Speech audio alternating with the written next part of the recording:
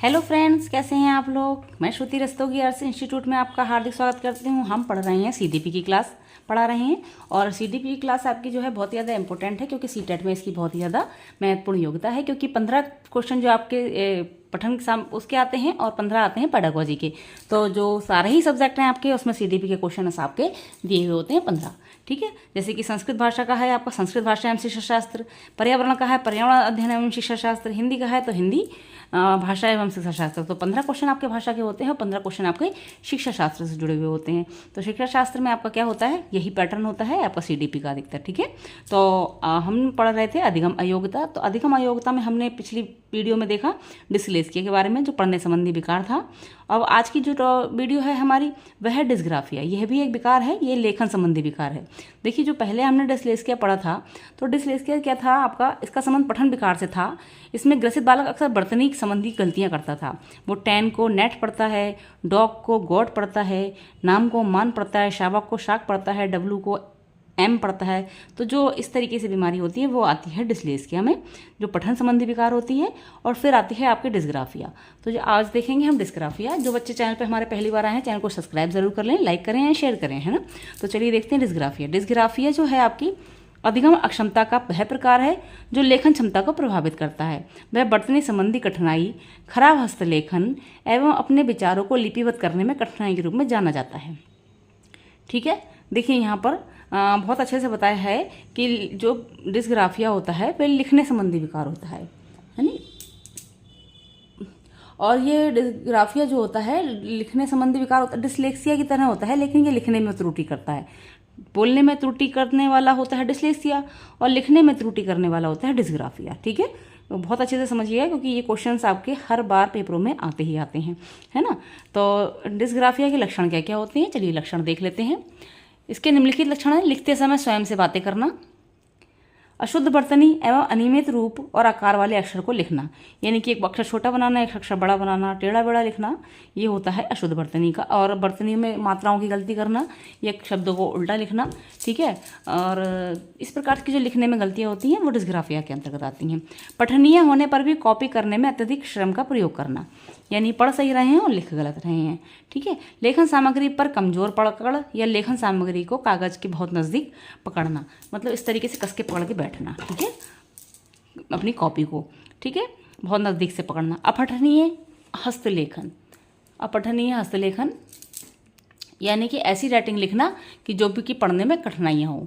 ठीक है, जैसे आपने देखा होगा बच्चों का अक्सर राइटिंग जो होता है बहुत ही ज़्यादा ऐसा होता है कभी कभार कि जो पढ़ने में ढंग से समझ में नहीं आता है। जैसे उन्होंने या बनाया वह पा की तरह बना दिया, फा बनाया वह का की तरह बना दिया। तो इस तरीके की बीमारियां जो होती हैं ये बच्चों को समझाई जाती हैं और अगर नहीं दूर हो पाती हैं तो ये डिस्ग्राफिया के अंतर्गत आ जाती हैं। ठीक है, तो लाइनों को ऊपर नीचे लिखा जाना और शब्दों के बीच बीच अनियमित स्थान छोड़ना, कहीं पे थोड़ा स्थान छोड़ना, कहीं पे ज़्यादा स्थान छोड़ना, कहीं एक लाइन छोड़ देना, कहीं 2 लाइनें छोड़ देना। ठीक है, तो इस तरीके की बीमारियां जो होती हैं आपकी डिस्ग्राफिया के अंतर्गत आती हैं। ठीक है, तो जो है बच्चों सबसे मेन चीज़ आपको मैं बता दूं कि जो है मैं आपको जो है MCQ कराने से पहले आपको पैटर्न इसलिए पढ़ाती हूँ क्योंकि पैटर्न पढ़ने से क्या होता है अच्छे से समझ में आ जाता है। ठीक है, अगर मैं सीधे सीधे आपको क्वेश्चन करा देती डिस्ग्राफिया जो है कौन सी बीमारी के अंतर्गत आता है, पढ़ने संबंधी, लेखन संबंधी, वाक् संबंधी या उपयुक्त तीनों, तो आप सिर्फ क्वेश्चन का आंसर देते और उसके हिसाब से आप ठीक से समझ नहीं पाते, है ना। तो फिर इसको पाठ को पढ़ना बहुत ज़रूरी होता है क्योंकि हम पाठ को पढ़ के अच्छे से समझ लेते हैं और समझने के पश्चात हम उत्तर ढंग से दे पाते हैं। तो हमने आपको हमेशा ही शुरू से ही जो भी पैटर्न आपको बताया है पाठ्यक्रम से लेकर आज तक जो अब तक करवाए हैं, सीडीपी का लगभग सभी पाठ्यक्रम कंप्लीट हो गया है, सारे ही सिद्धांत वगैरह सब चीज़ कंप्लीट हो गई हैं आपकी। तो सभी मैंने आपको डीपली ही समझा रखा है, फिर उसके बाद MCQ करवाए हैं, है ना। तो जो भी पाठ रह गए हैं वो आपके संग में चल रहे हैं इस समय और एग्ज़ाम तक आपकी क्लास चलेगी ही चलेगी। तो हम समझते हैं कि अगर आपने हमारी पूरी क्लास ले ली है तो 100% आपका तो सीटेट इस बार क्लियर हो ही जाना है और आपको किसी प्रकार से कोई दिक्कत नहीं होगी। और हमारी क्लास के अगर आप हिसाब से चलते हैं तो वादा है आपका कि आप अपने जो है 130 से प्लस तो आप नंबर लेकर ही आने वाले हैं। ठीक है, तो अच्छे से आप एग्ज़ाम की तैयारी कीजिए और चलिए देखते हैं। लाइनों के ऊपर नीचे लिखा जाना, डिसलेक्सिया का उपचार होता है। और फिर शब्दों के बीच अनियमित स्थान छोड़ना तथा अपूर्ण अक्षर या शब्द लिखना, यानी कि पूरा अक्षर ना लिखना, किसी समय मात्रा गायब कर देना, किसी समय एक अक्षर गायब कर देना, किसी समय उसमें जो है वर्ण पूरा ही गायब कर देना शब्द को। तो ये चीज़ें जो होती हैं आपकी डिस्ग्राफिया के अंतर्गत आती हैं। इसमें उपचारात्मक कार्यक्रम कौन कौन से होते हैं? देखिए, चूंकि यह लेखन संबंधी विकास है, अतः इसके उपचार के लिए यह आवश्यक है कि इस अधिगम अक्षमता से ग्रसित व्यक्ति को लेखन का ज़्यादा से ज़्यादा अभ्यास कराया जाए। देखिए, बच्चों को क्या करते हैं, नकल दी जाती है, ठीक है, इमला बोला जाता है। तो नकल देने का तात्पर्य इतना ही होता है कि बच्चों से कहते हैं कि आप यहाँ से लेकर यहाँ तक की नकल कीजिए। इससे राइटिंग भी साफ होता है, मात्राएं भी साफ होती हैं, सही होती हैं, बच्चे लिखने की क्षमता भी अच्छी हो जाती है उसकी।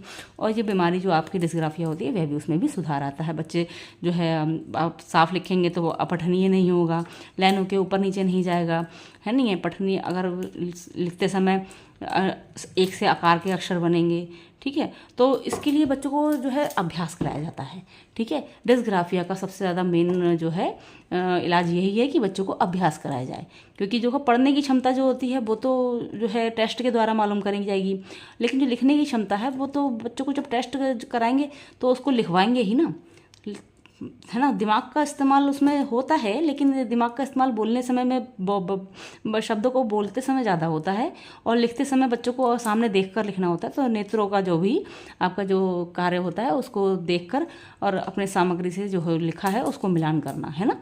तो बच्चों को नकल करवाया जाता है, उसको फिर उससे मिलान कराया जाता है। इस प्रकार से बच्चों को टेस्ट दिए जाते हैं डिस्ग्राफिया के लिए और बच्चों को अच्छे से गाइड किया जाता है। तो ये था आपका डिस्ग्राफिया वाला। और फिर इसके बाद आपका टॉपिक रहेगा डिस्कैल्कुलिया का।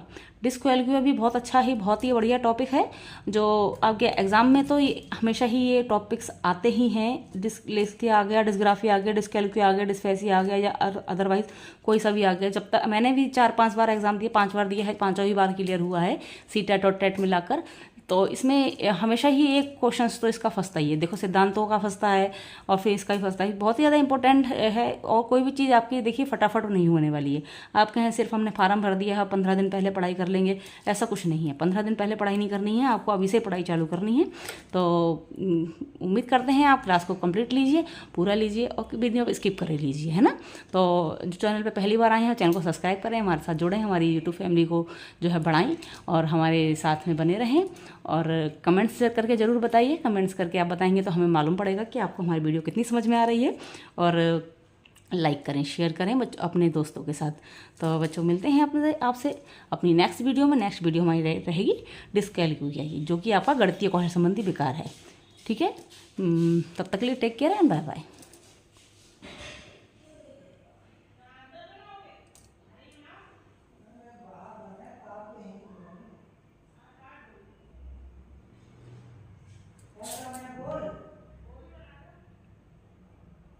अग्रेकिया अफ्रीकिया।